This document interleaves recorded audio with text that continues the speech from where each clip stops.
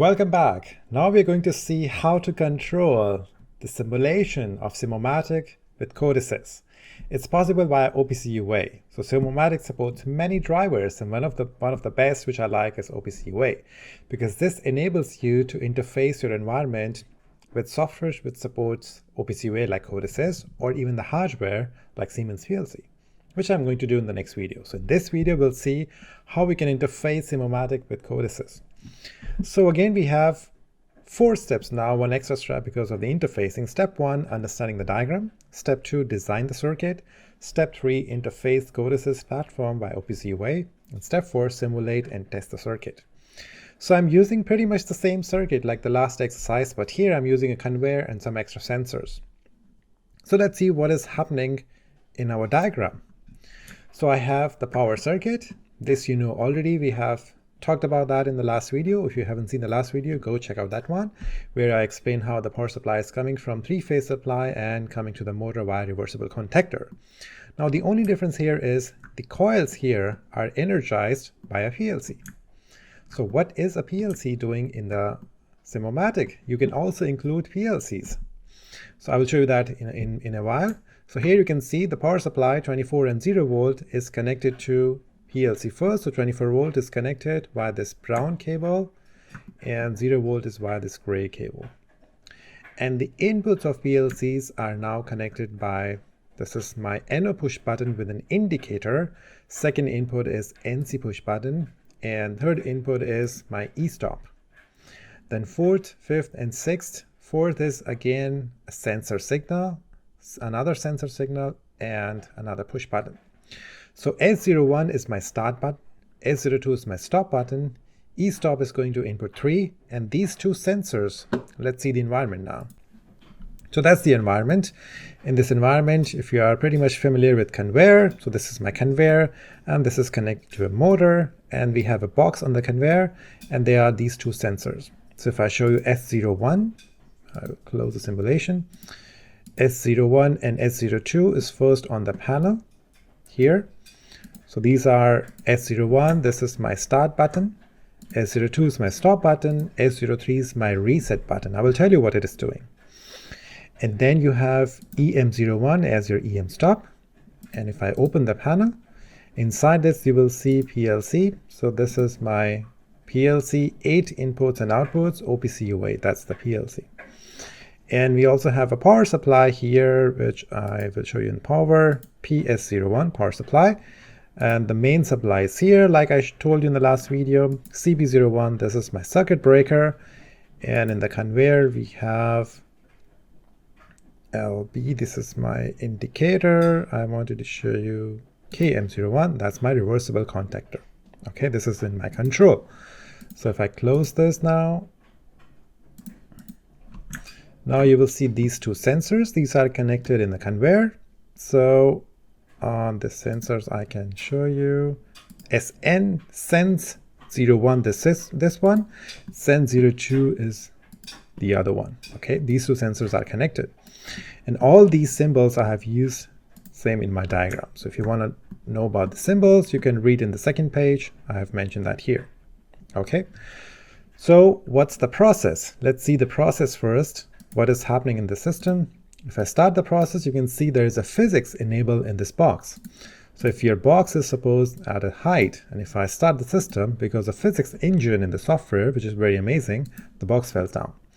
So now I'm going to start the circuit. Standby.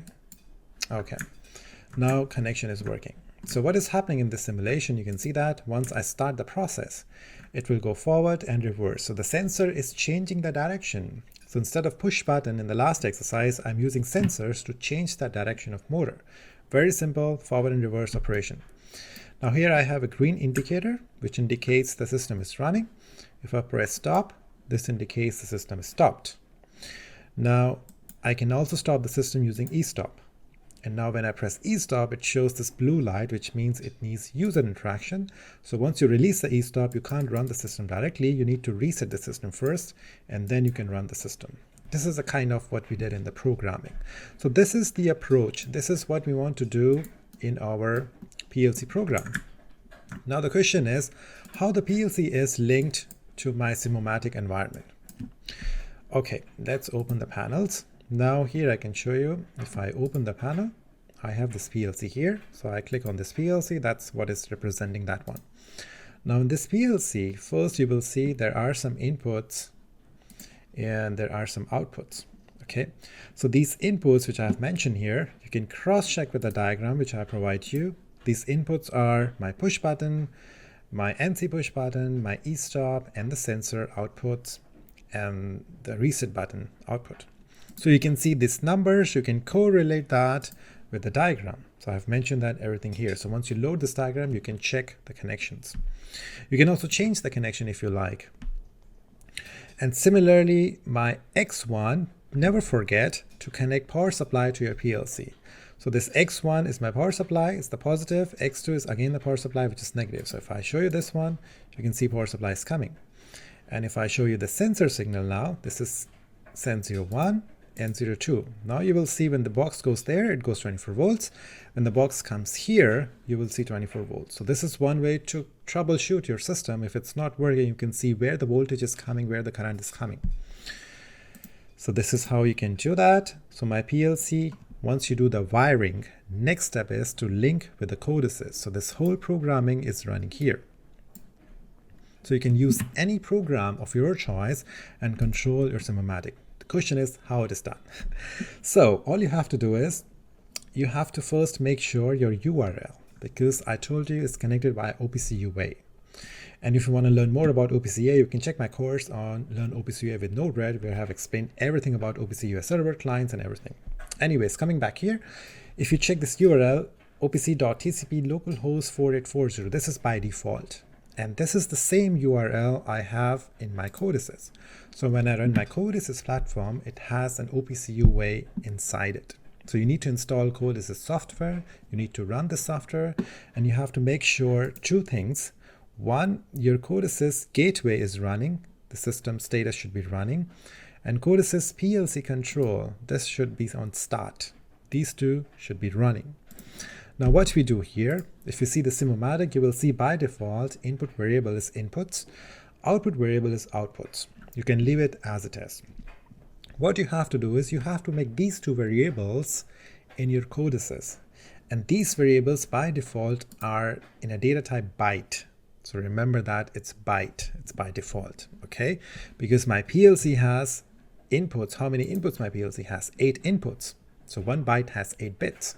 Similarly, my output has, PLC has 8 outputs and a byte has 8 outputs. So I'm using this input and output as byte. Coming back to CodeAssist. So once you run the CodeAssist, I have defined my first thing is global variable. So this is my inputs and outputs, and you can see here it's defined as byte, okay? And these are the values changing because of the environment. When something is happening in the environment, you will see the values are changing. So we have byte as input and outputs and global variable. So you need to define that. Second thing is I have to go to symbol configurator and I have to read this GVL because this is going to connect this global variable to OPC UA. Okay, if you see the settings, it says supports OPC UA feature. So you need to add the symbol configurator, you need to add GVL, and that you can do by right click here, add object, and you will find GVL and you will find symbol configurator somewhere. Let me see, maybe it comes when I go offline. Or it's already added, so it's not showing that. But anyways, this is how you can add from here. If you want to know the step-by-step approach to add the symbol configurator, to add GVL, you can go to Simomatic YouTube channel where Mikkel is explaining this whole concept in 8 minutes video about CodeAssist tutorials. But here, because the concept of this video is to explain you the possibility of Simomatic, I'm going to just explain you what I've already done. So I have this GVL, where I have linked input and outputs to OPC UA. And then I have made a function. In this PLC program, I have first defined the inputs and outputs. So you can define inputs like Sen01, it's Boolean, 02 is Boolean, start, stop, emergency. So all are Boolean bits because one byte has 8 bits, so I have 8 inputs. And I'm using the same name as I've used in my drawing here. Okay, so you can check the name, you can check the program. I will provide this program in the attachment. You can have a look. So sensor 01, sensor 02, start push button, stop push button, emergency, reset, temporary, e-stop. And then these are the motor outputs. Motor forward, reverse is indicated blue, green, yellow, red, and current time. So these are my just variables. So current time, it's not bool. And now I have to link these variables. These are the local variables because this is defined in the PLC program. These are not OPC UA variables yet, but I have to link this variable to my OPC UA variable, which is inputs and outputs. How I can do that? I've made two functions here. So one is the read value. So what happens in the read value program? I am moving this GVL.inputs.0. Now, what is this GVL.input.0? This is basically coming from here.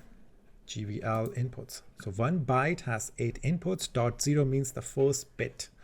So the first bit is going to coming from OPC UA going to PLC start. Now why I took start here?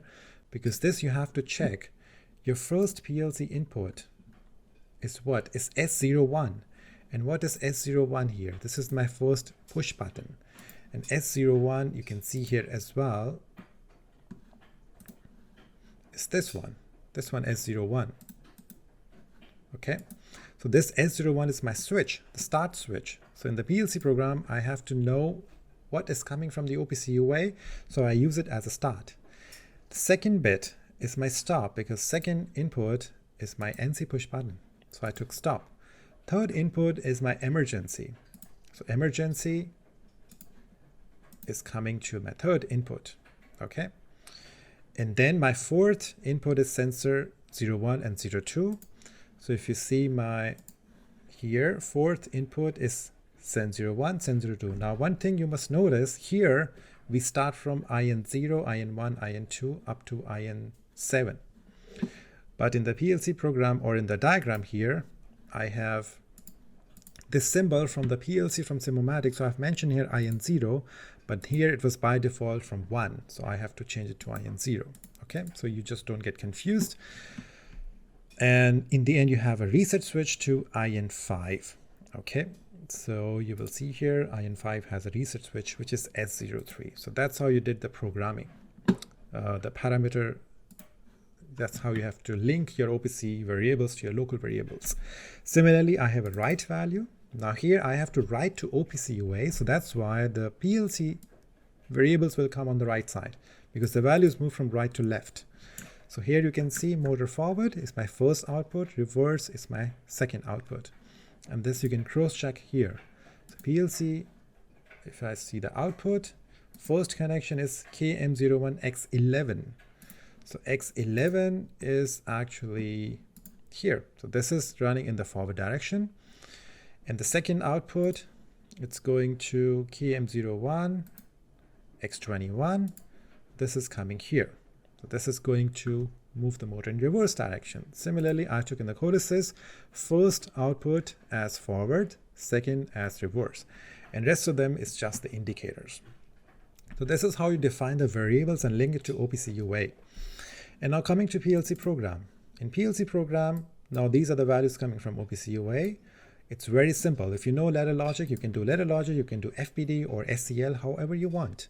So I made a very simple logic. So once the start button is pressed, this is the stop, this is the sensor and e-stop bit.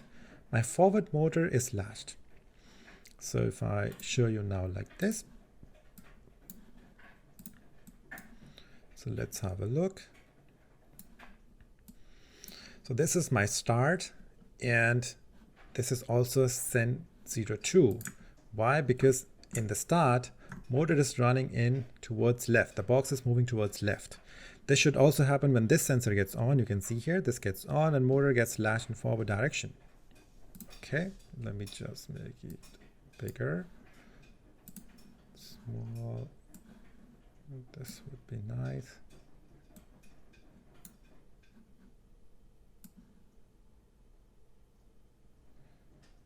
Or perhaps like this.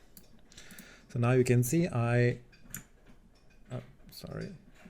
sometimes I accidentally zoomed so much. So I press the stop switch now here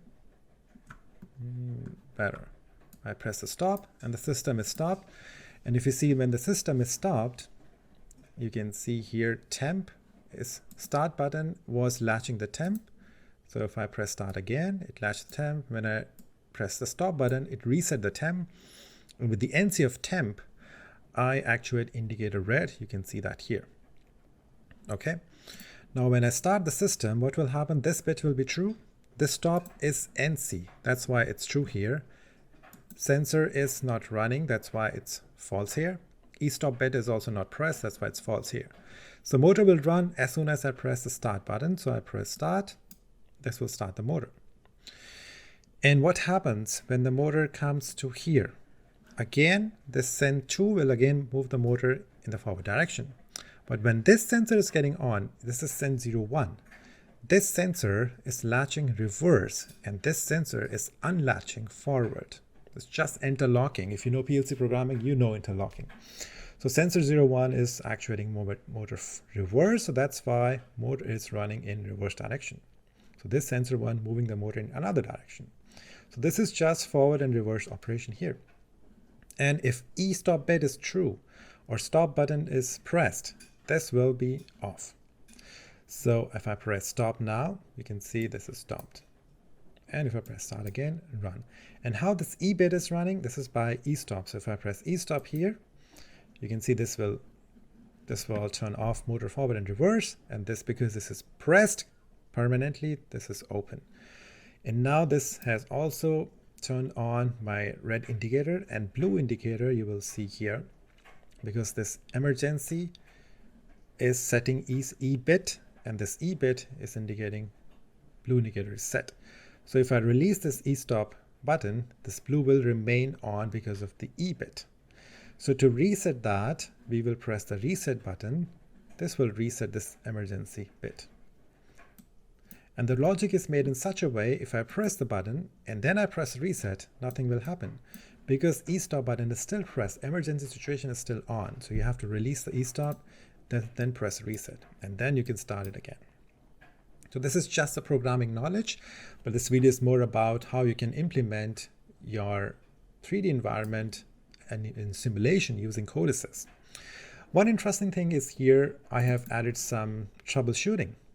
For example, if you are a teacher and if you want to make some lessons for your students, and if you want to tell them to troubleshoot a system in a way, if the main supply is cut off, your indicator will be on, which will be telling you there is some problem in the system.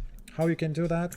So I have devised a small logic in which if I turn off the supply now like this, okay, this will turn off my 3-phase supply, motor is not running. And now the sensors are sensing for a certain amount of time that the box should be coming to me in certain time. If it's not coming, yellow indicator will be on, which will indicate there is some problem. So system is running because it's green. From here, it's already run.